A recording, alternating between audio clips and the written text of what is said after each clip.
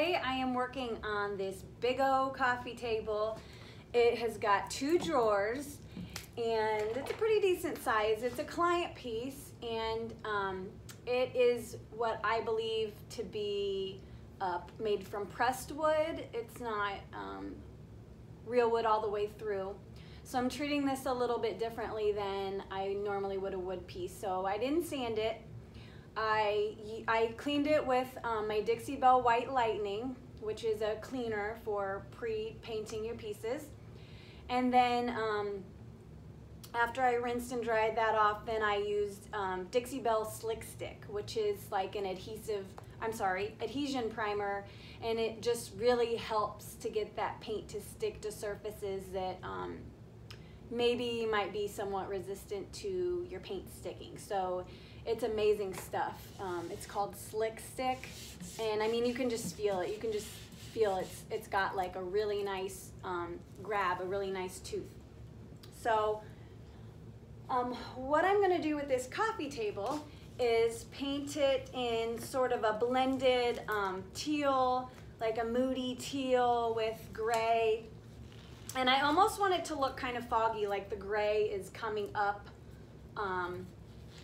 like as a fog almost. So I'm gonna do some blending, and then I'm gonna do some silver leaf. She requested that the table match silver, gray, and have butterflies. So we're gonna butterfly this thing up, and that's gonna happen after our paint is all dry. And I'm going to go ahead and do the first coat.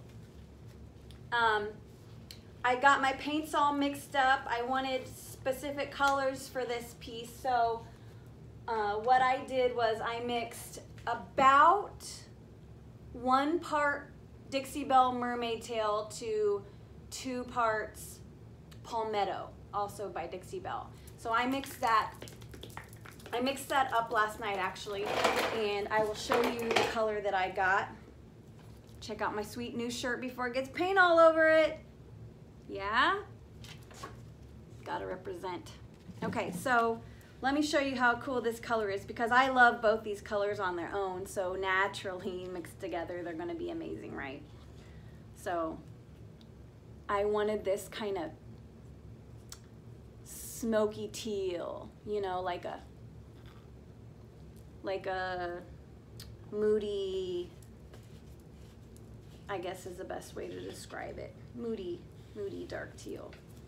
So I've got that, and then I took some Dixie Belle cotton and I mixed a little bit of black and a teeny tiny bit of Colonel Mustard, which is a yellow, to get a warm gray. So I've got my warm gray and my moody teal.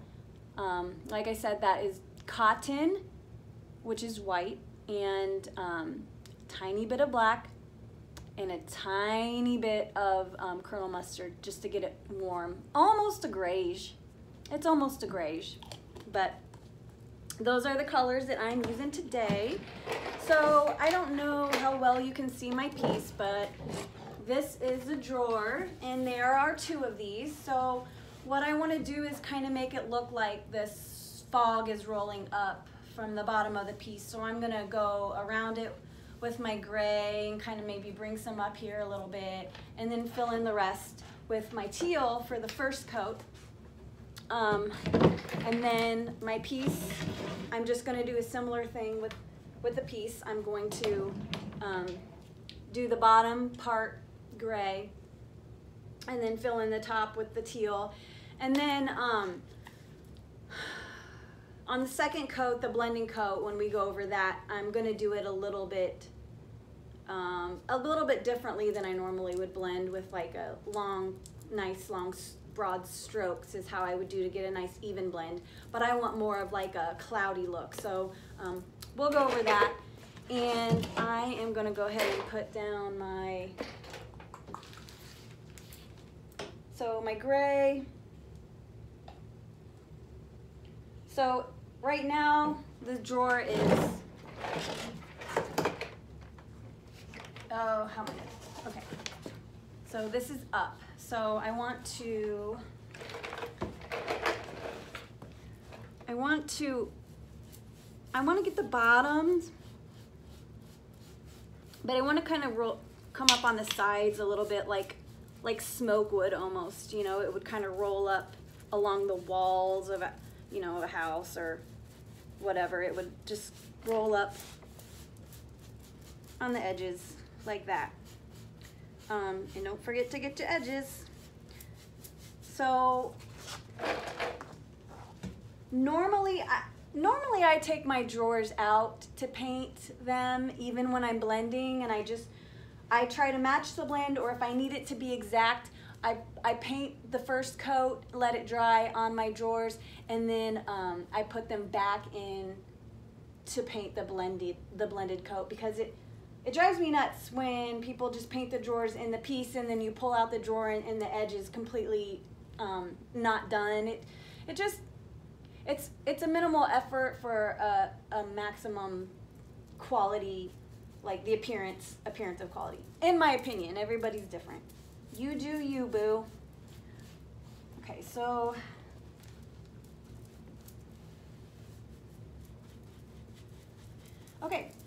I think that is how I'm gonna do the drawers.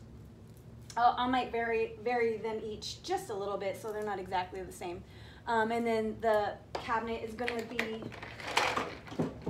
along the same lines. It's gonna have, like I said, the smoke rolling up. So I'm gonna go ahead and get that first coat painted, and then we will get rolling on the second coat after that dries.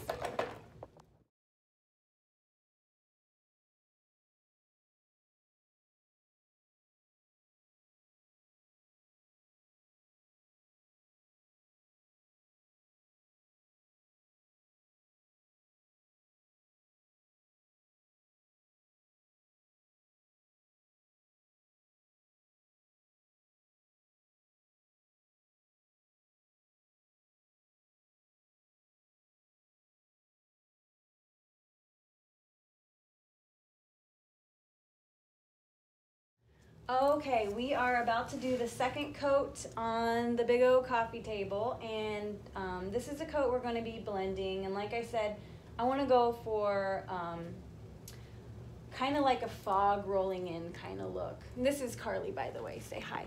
Hi. She's going to be helping me out today. So I want to go for like a smoke rising kind of look. So normally, I guess I should grab my blending brush. Normally I would use like a small round brush or flat brush to blend back and forth. Do you ever do like ombre or anything like that? Not yet. Normally for ombre I would just do wide brush strokes back and forth until I got the fade that I wanted. But I don't want this to be like that. I want it to be more misty looking. So I'm gonna use a bigger brush.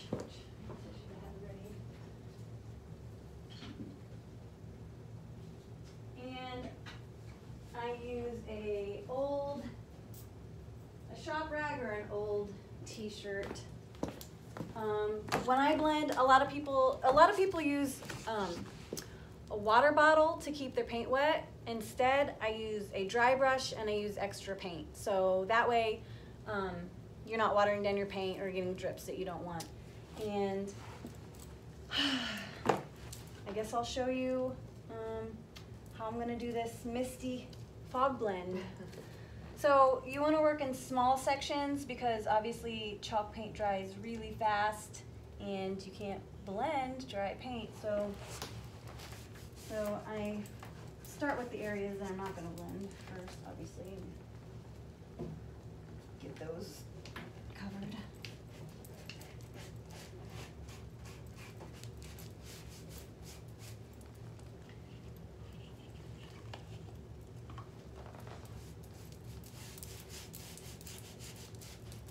And so my first coat, I just kind of lay the color where I kind of want it to fall, but I'm not like real particular about where it is. I just know that I want it to have this kind of like rising kind of shape.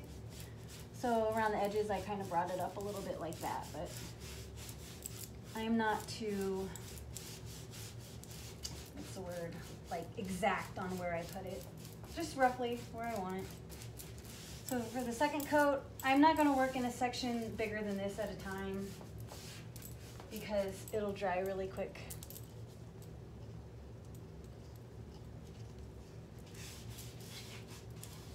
So my second coat, make sure you get the paint.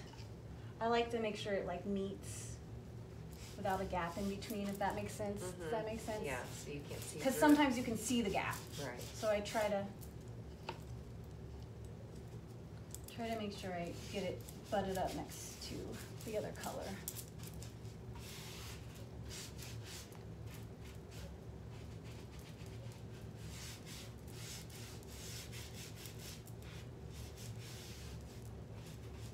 Okay, so I'm using, like I said, a bigger brush because I want a bigger, like cloudier looking area where normally I would use a smaller brush.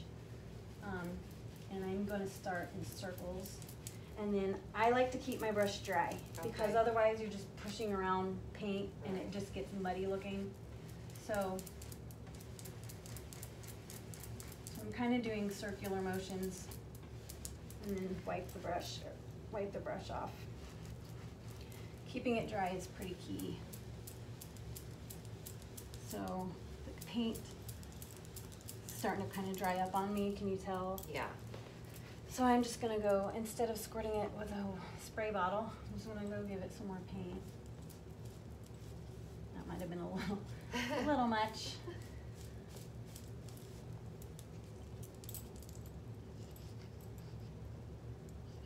It's pretty therapeutic once you get the hang of it. You don't really have to think about it too much. You just do what kind of feels right, and then it's like, ah, this is fun.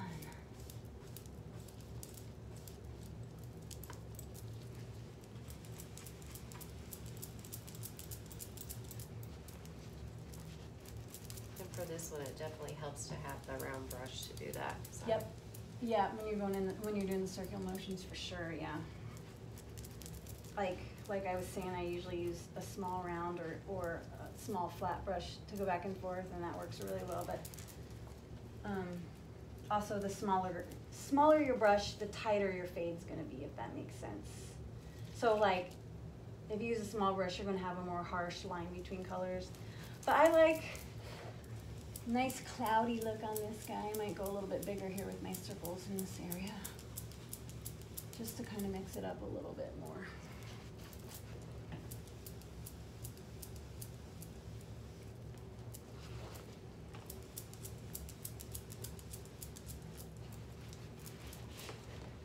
And I think that's pretty much what I'm going for, is that, like, you know, foggy effect.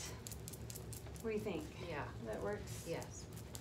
All right, cool. Well, do you want to try that side? I will. Give it a go. All right. So there's the shop rag, which is actually just the old man's old t-shirts that he didn't want anymore. Oh, yeah. You can always use those, right? And okay, so I think I'm going to actually sit on the floor. Yep. With my big old boot here. Let me see if I can turn this a little bit without getting paint on your jeans. All right. Oh, these are... Am I in the... Okay, okay, so just go like... Yeah. Oh, do I do gray first, or does it matter? It doesn't matter. I usually do lighter first, just because if I get some of the lighter, on the darker brush, it blends away easier. Okay. Whereas if it's vice versa, it's easier to contaminate your paint with the darker, so. Yeah, I think there's still some on here, so. Yeah, I loaded it up. And then go up just a little bit on it, or okay.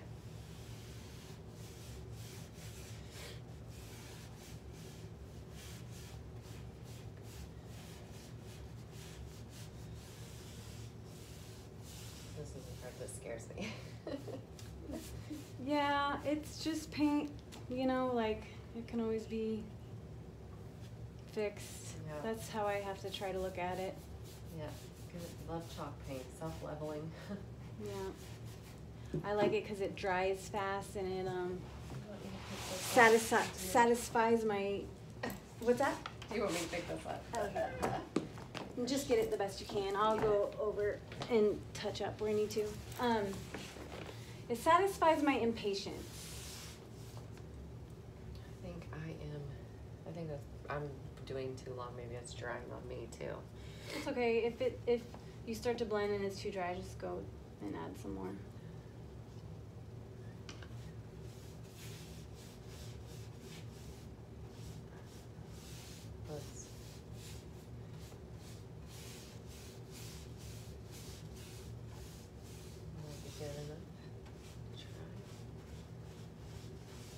Yeah, I think so. Think you can give it a go? Yes, I'm gonna try. Let's see what happens. Let's see. I feel like it's dry on me right there. Let's just throw in a little bit more gray and see what happens. That's right. There you go. Perfect.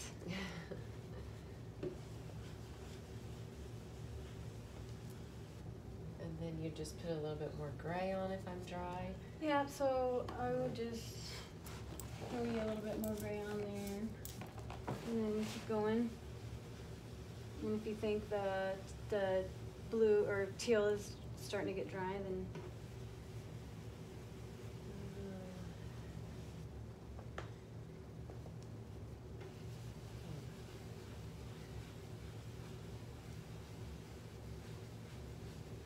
yeah, because it's really blending the gray up and not the. yeah, add some more blue. Do like a. Not here. Hope I have enough to finish this thing. Just go like that.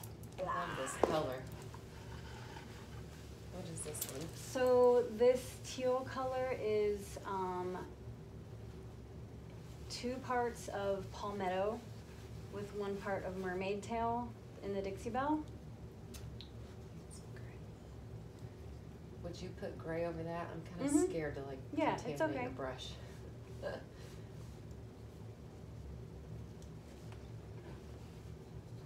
Natural born blender. Looks good. Let's see what it looks like on the camera. Yep.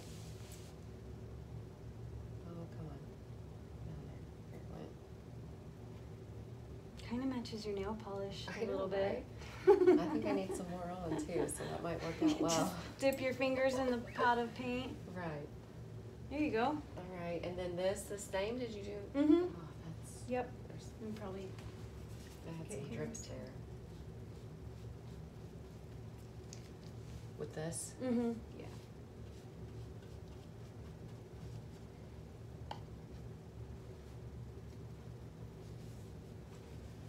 Oops.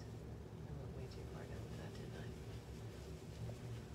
There's no rhyme or reason, so if it looks good, it looks good, and I like it. I like to use my fingers a lot because they're nature's paintbrush. That's right. All right, that looks good. Do you like that down in there too, or is that a little too much down? No, I think it looks good. It looks organic. Right. So it doesn't look perfect. it doesn't look forced like you were, forcing it. So I am happy with how this is looking. So we're gonna go ahead and finish the drawers and the rest of the sides, and then we will we'll be putting some silver leaf kind of in little spots, accenting like edges and corners, and then our butterfly transfers on top. So that will be next.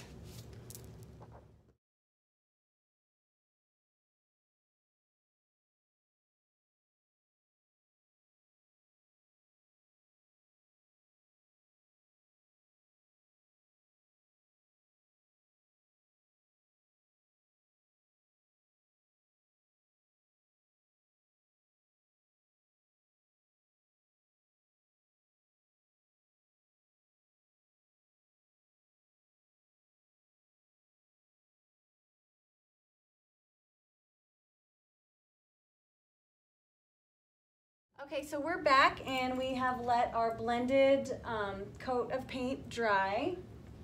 And it's time to go ahead and add some silver leaf to the piece. I'm going to be doing it little touches on the edges and the legs and some little peaks on the top of the silver as accents.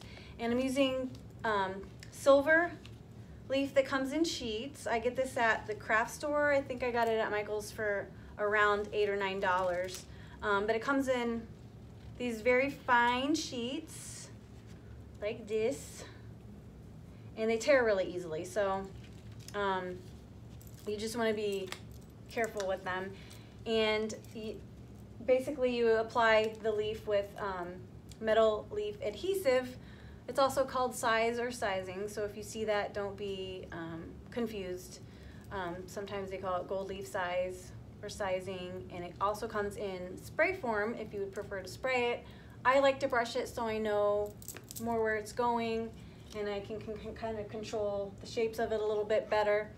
I went ahead and I brushed on my piece where I want to put the silver leaf, and I let it dry for about 5 to 10 minutes. You let it dry until it's tacky, but not wet. You don't want it to be wet because then it won't stick. So it's got some tack to it, so we're ready to go ahead and do our silver leaf.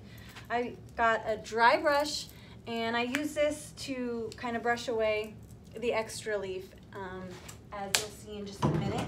I'm gonna start on this corner and grab me a sheet of silver leaf. I'm trying not to rip it. So fragile. And then I can see where my adhesive is because it's kind of shiny. And I just want to try to cover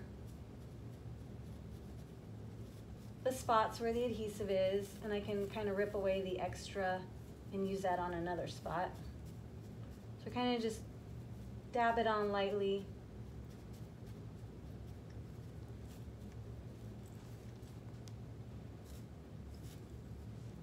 And then rip off the extra pieces and utilize those. It's actually pretty soothing once you get the hang of it. It's really fun trying to, you know, put all this pretty little metal stuff on. But it's sparkly, so it maybe just because it's sparkly, I'm like, ooh, sparkles. So I'm gonna come up under here, and then brush away. So once it's stuck, you can kind of brush away the pieces that are extra. I sometimes take my shop vac and I run it when I'm all done, and I run it kind of around the piece to suck up any extra pieces. I don't know. And it's messy. It drives me nuts. It's kind of a mess.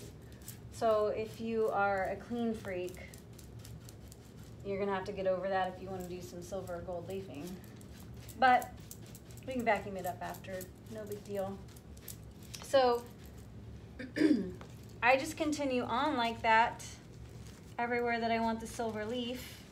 And the sizing will dry clear, and when I go and I wax over the piece, it'll disappear. So even if there's spots where you can see the adhesive that you don't want to put leaf, it's no big deal because it'll disappear when you seal your piece. I think I kind of want to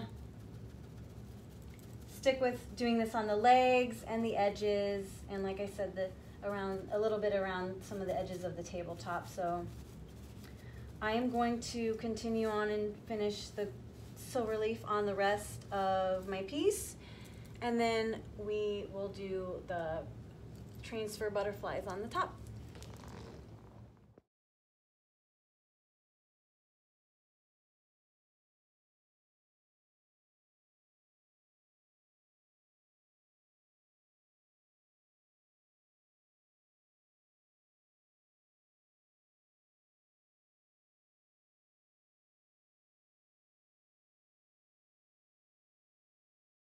Okay, so we finished our gold leaf on all our sides of the piece here. As you can see, it's nice and sparkly. And then now we are going to add our rub-on transfers. So these are redesigned with Prima furniture transfers. And you can use them on walls or mirrors or all different kinds of surfaces really, but they're primarily used on furniture. And they're basically a full color graphic. And you can choose to cut apart the elements that you wish and place them on your piece kind of and create a really custom look however you want. For this one, I think I'm going to be using a little bit of this text to kind of create some texture on the top. And then I'm going to cut apart these butterflies and kind of make them, I don't know, flying away a little bit. So to put the transfers on, let's see if I can see that. They come with this backing paper on it, so it's like this thick kind of white paper on the back. Once you cut apart the piece of the transfer that you want to use, kind of make sure it's going to fit where you want it, and in this case it does. So we'll go ahead and peel away gently the backing paper and place it where we want it. And you want to be careful because it will stick, and sometimes if it sticks, you can't really pick it up to move it. It'll be stuck there. So you want to kind of get it good on the first go around here. All right, so this is where we want it. So I'm just going to kind of rub it down a little bit so that it sticks, and they actually come with a little wooden stick that you can use to apply, but I like to use my squeegee. They both work just fine. It's just kind of a preference. So I usually start from the middle, and you kind of got to use a little bit of elbow grease. But I start from the middle and I just rub them on with my squeegee.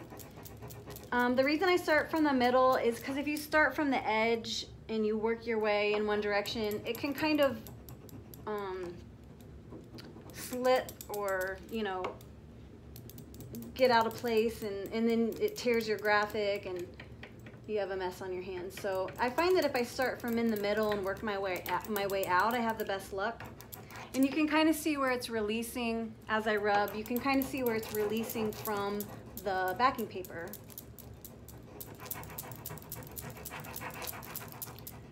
So I am applying this directly to dry chalk paint. It's recommended to go on porous or matte surfaces. It's not really supposed to adhere that well to high gloss surfaces, but I've seen people put it on mirrors successfully and glass, like windows and things like that. So it's just recommended that it be on a more matte surface.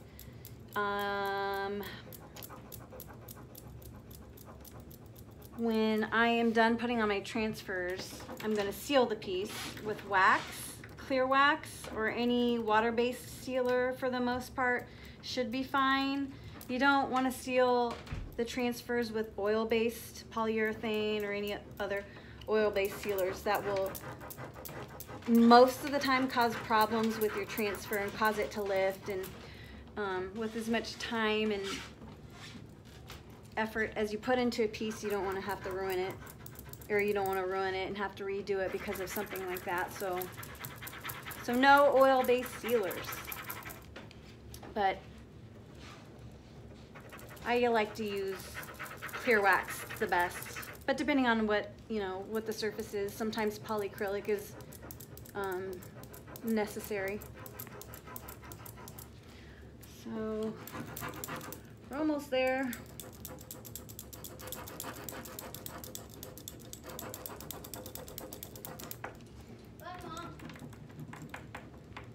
Where are you going? Huh? Where are you going? Eat and then hockey. Oh, I didn't know you had it. Oh, it is Wednesday. Say hi. Hi. Special guest, folks. See ya. Bye, buddy. Have fun.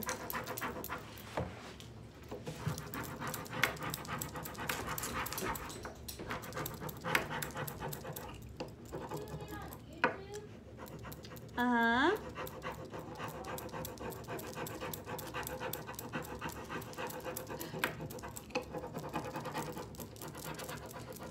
All right.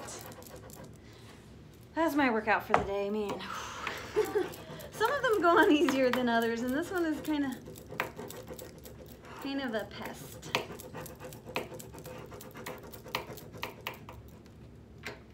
All right, so when I think I got most of my transfer laid down pretty well, I start in a corner, and I like to peel at a hard angle like this.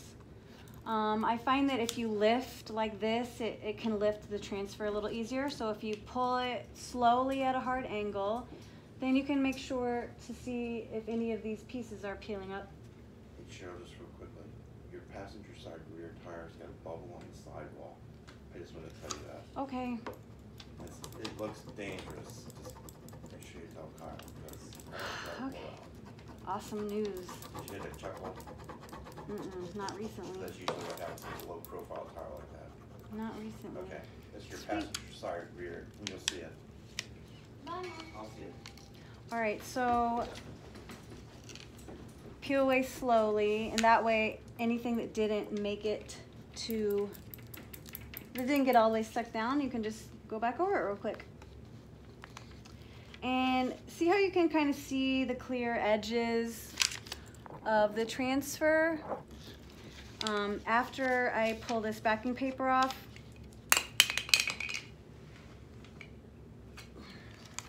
I'm gonna burnish the edges with a soft microfiber cloth. You can use any clean cloth, really. I like to use microfiber, and my finger. So we're almost there. Home stretch.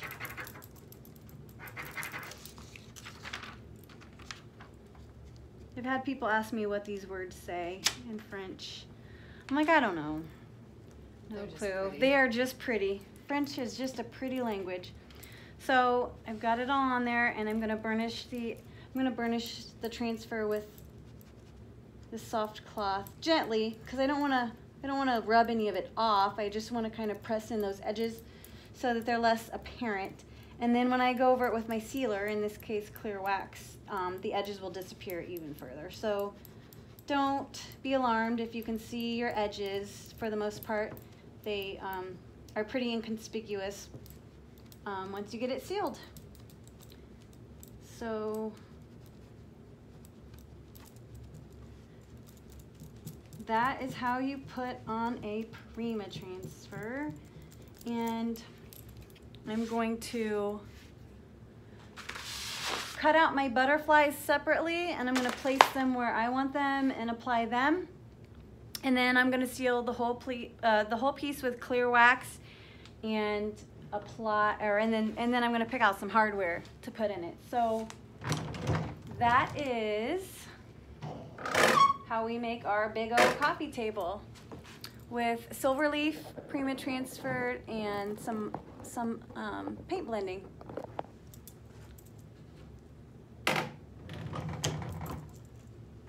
Hopefully you can see that silver leaf in the video well. It's pretty sparkly.